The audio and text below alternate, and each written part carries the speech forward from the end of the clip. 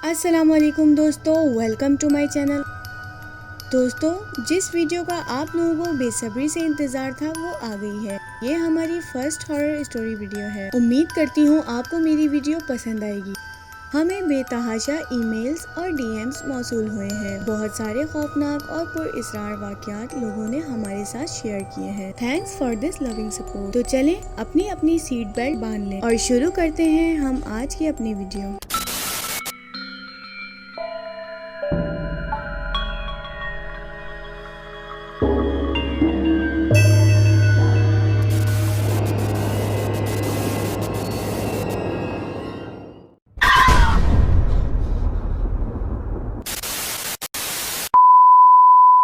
दोस्तों, हमें पहली ईमेल मौसूल हुई है जिनका नाम है राफे। ये बताते हैं कि ये वाकया 2010 के स्टार्टिंग में पेश आया जब हम कोयटा से कराची शिफ्ट हुए। फैमिली में मेरे वालिद और मेरी वालदा और एक छोटी बहन जो उस वक्त सिर्फ 5 साल की थी। कराची में हमने नाजमाबाद के इलाके में एक घर किराए पर ले लिया। उस घर के 2 फ्लोर थे। हमने ग्राउंड फ्लोर किराए पे लिया और ऊपर के दोनों फ्लोर खाली थे। घर के मालिक ने हमें बताया कि ऊपर के फ्लोर्स में इलेक्ट्रिसिटी का मसला है, कुछ ही दिनों में ठीक हो जाएगा और ऊपर भी किराएदार आ जाएंगे। ठीक 2 दिन बाद रात में जब हम सोने की तैयारी कर रहे थे तो ऊपर वाले फ्लोर से आवाजें आना शुरू हुई, जैसे कुछ बच्चे उछल कूद कर रहे हों। हमने तो पहले इग्नोर ही कर दिया। हम समझे साथ वाले घर से आवाजें आ रही होंगी। फिर हम अपने अपने बिस्तर में लेट गए। अगली रात फिर उसी टाइम वैसे ही बच्चों के खेल कूद की आवाजें आने लगी। अब हम परेशान हो गए। मेरे वालिद और मैंने इमरजेंसी लाइट साथ में ली और ऊपर वाले फ्लोर में देखने गए तो वहाँ कोई भी नहीं था। अचानक मेरी नजर जमीन पर पड़ी और वहाँ बच्चों के कदमों के निशान थे, जैसे वहाँ बहुत सारे बच्चे उछल कूद कर रहे हों। फिर मैं और मेरे वालिद दोनों ही आयतल कुर्सी पढ़ते हुए नीचे आए और उस रात वो आवाजें मुसलसल आते ही रहीं। अगले दिन लैंडलॉर्ड को हमने ये मामला बताया तो उसने एक मस्जिद के इमाम को बुलाकर ऊपर वाले फ्लोर पर पढ़ाई करवाई। कुछ दिन तो खामोशी रही, लेकिन थोड़े ही दिनों बाद बच्चों के रोने की और भाग दौड़ की आवाजें आने लगी। हमने अगले ही दिन वो घर छोड़ दिया था क्योंकि हमारे घर की चीजें गायब होने लगी थी और ऊपर वाले फ्लोर से मिलती थी। और फिर मेरी वालदा भी बीमार रहने लगी थी और वालिद के नौकरी के मसले भी शुरू हो गए थे और उस घर में कोई ठीक से सो भी नहीं पाता था।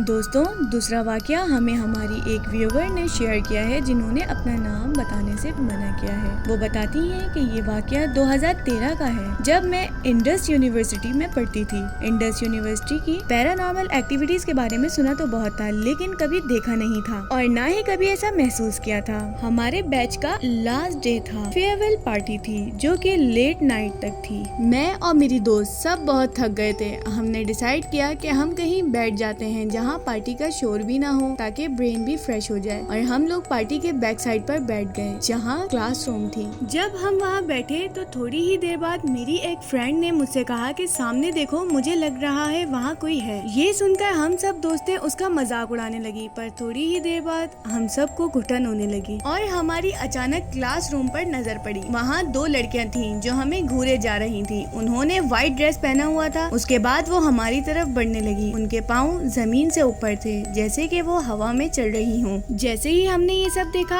हम सब वहाँ से भागे और नीचे आते ही मेरी एक फ्रेंड बेहोश हो गई। उसके हाथ पैर भी टेढ़े हो गए। मेरी दोस्त 2 दिन तक बेहोश रही। वो 2 लड़कियाँ यूनिवर्सिटी में कुछ स्टूडेंट्स को भी नजर आईं।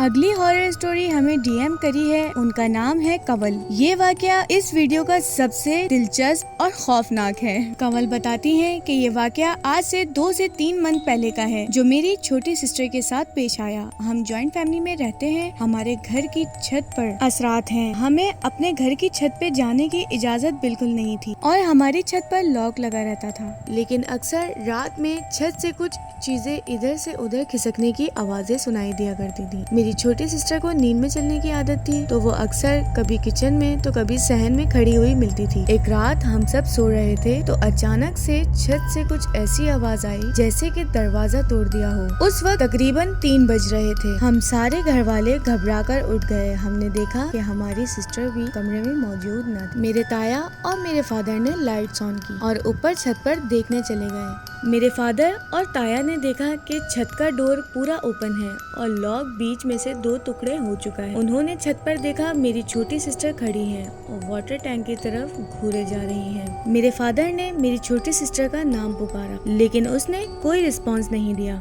और वो नीचे मुँह कर जोर जोर से रोने लगी और वो भागकर नीचे आ गई। फिर कुछ ही देर में उसे बहुत तेज बुखार चढ़ गया। मेरी मदर ने उस पर दम किया तो थोड़ा आराम आया। मेरे फादर और मेरे ताया दोनों ही बहुत परेशान हुए कि इससे पहले तो कभी ऐसा नहीं हुआ। मेरी छोटी सिस्टर घर की दीवारों की तरफ इशारा किया करती, खौफजदा होकर रोने लगती, लेकिन जब हम उससे पूछते कि क्या देखा आपने तो वो कुछ ना बताती। मेरे फादर ने अपने ऑफिस कोलीग से इस बारे में डिस्कस किया तो उन्होंने एक बुजुर्ग का बताया जो रूहानी इलाज किया करते थे। मेरे फादर फिर उन बुजुर्ग को घर लेकर आ गए। फिर उन बुजुर्ग ने अपनी पढ़ाई शुरू की तो मेरी सिस्टर जोर जोर से चीखें मारने लगी और मुख्तलिफ जबानों में बातें करने लगी जो आज से पहले कभी हमने नहीं सुनी।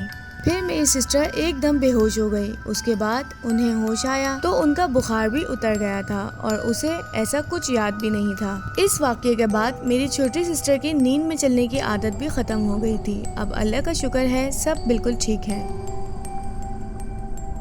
अगला वाकया हमसे शेयर किया है सलमान ने। सलमान अपने वाकये में बताते हैं कि ये वाकया 1 साल पहले का है। मैं और मेरा दोस्त क्रिकेट खेलकर वापस आ रहे थे। मगरिब का टाइम हो चुका था। हमारे घर से थोड़ा सा पहले एक कब्रिस्तान है। हम उस कब्रिस्तान के सामने से गुजर रहे थे तो मेरे दोस्त ने मुझसे कहा, वो देखो दरख्त पर कुछ है। मेरा दोस्त अक्सर ऐसे मजाक करता रहता है। मैंने कहा, कुछ भी नहीं है यार, अजीब बातें ना किया करो, वैसे ही मगरिब का टाइम हो रहा है। उसने कहा, यार गौर से देखो दरख्त पर कुछ है। जब हमने थोड़ा करीब जाकर देखा, पहले तो कुछ समझ नहीं आ रहा था, अंधेरा भी हो रहा था। मेरे दोस्त ने मोबाइल फोन की फ्लैश लाइट ऑन की तो हमने देखा वहाँ एक आदमी बिल्कुल काले लिबास में जिसका फेस बिल्कुल प्लेन था।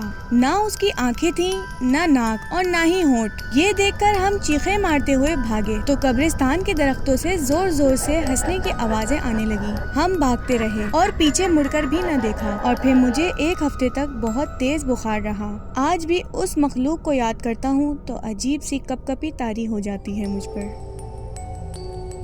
अगला वाकया हमसे शेयर किया है रुमैसा ने। वो अपने वाकये में बताती हैं कि ये वाकया आज से 4 साल पहले का है। मेरे बाबा ने नया घर खरीदा था। जिस आदमी से बाबा ने घर खरीदा वो ये घर बेचकर किसी दूसरे शहर चला गया। हमें बाद में पता चला कि जो घर हमने खरीदा था वो 3 साल से बंद था और यहाँ 3 साल तक कोई रोशनी भी नहीं आई थी। हमने फिर भी इस बात पर कोई गौर नहीं किया और अपनी जिंदगी में मसरूफ हो गए। तकरीबन 2 से 3 हफ्तों बाद हमारे घर में कुछ अजीब वाकयात होना शुरू हो गए। इन वाकयात की शुरुआत तब से हुई जब हम स्कूल जाया करते थे और मामा घर में अकेली हुआ करती थी और बाबा ऑफिस में होते थे। मेरी मामा को उस दिन पहली बार इन चीजों का इस घर में होने का एहसास हुआ। मामा को मेरे छोटे भाई की शक्ल में बच्चा दिखाई दिया जो मामा पापा के रूम से निकलकर टीवी लाउंज तक गया। मामा हैरानी से किचन से निकलते हुए उसके पीछे गई तो वहाँ कोई भी नहीं था। फिर जब मामा ने हमें ये सब बातें बताई तो हम बहुत डर गए। ठीक 2 दिन बाद एक रात में पानी पीने के लिए किचन तक गई। किचन की लाइट्स ऑन की, बोतल से ग्लास में पानी डालने लगी तो अचानक लाइट्स बंद हो गयी। यहाँ तक मुझे लाइट्स के बटन बंद करने की आवाज तक सुनाई दी। मैं डर कर अपने रूम में भाग गई। उस रात तो मुझे नींद ही नहीं आई। अगली रात मैं सो रही थी, मैंने ख्वाब में देखा कि मेरे बेड के सामने वाली कबर्ड जोर जोर से हिल रही है। मैंने ख्वाब में ही उठकर कबर्ड को खोला तो उसमें देखा